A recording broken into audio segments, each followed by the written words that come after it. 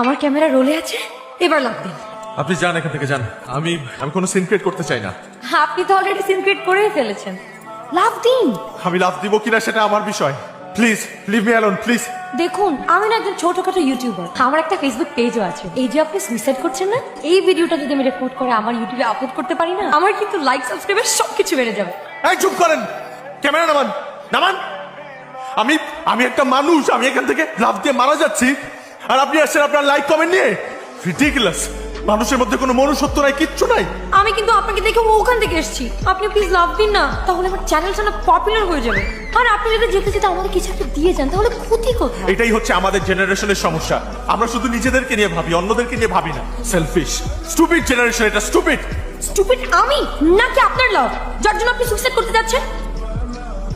Excuse me, আপনি কি তাহলে ভেবেছেন অন্য কোথাও গিয়ে সুইসাইড করবেন? Shameless. You can do it. কি ব্যাপার, আপনি এরকম করে তাকিয়ে আছেন কেন? জাস্ট কেটে ফেলুন।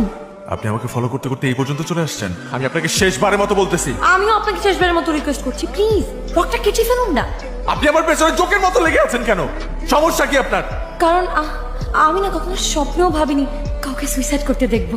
আমি চাই আমার সাথে পুরা বাংলাদেশ এই সুইসাইডের ভিডিওটা দেখুন। আপনি প্লিজ একটু হেল্প করলেই তো পারেন। আপনি আমাকে হেল্প করেন, যান এখান থেকে, শান্তিতে মরতে দেন আমাকে। ঠিক আছে, আমি যাচ্ছি, কিন্তু যাওয়ার আগে একটা কথা বলে যাই। আমি আপনাকে একটা মিথ্যা কথা বলেছি, আমি কোনো ইউটিউবার না, আমি একটা ফটোগ্রাফার, শখের ফটোগ্রাফার। আপনি যাবেন না? না, আপনি আমাকে মরতে দিবেন না। আরে আপনি তো চাইলেও এখন শান্তিতে মরতে পারবেন না। আপনি যখনই মরতে যাবেন আপনি ভাববেন যে আমি আপনার পেছনে দাঁড়িয়ে আছি, ভিডিও করছি। এর থেকে বেটার আপনি আমাকে আপনার সুইসাইডের স্টোরিটা বললেই পারেন। কোনটা, ছ্যাঁকা নাকি ব্যাটা? আমি কেন আমার গল্প আপনাকে শোনাবো? কারণ আমি আপনাকে এক কাপ কফি খাওয়াবো তাই। চলুন।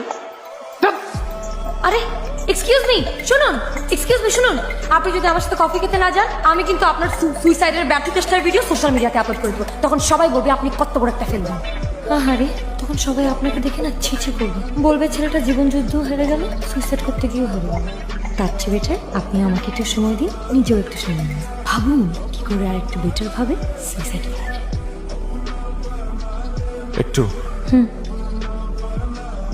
আমার সাথে আসেন। সাবধানে। ধন্যবাদ। সোজা যাবেন? আল্লাহ আপনারা বাঁচা রাখুক। আপনি তো চাইলে মানুষটাকে সাহায্য নাও করতে পারতেন।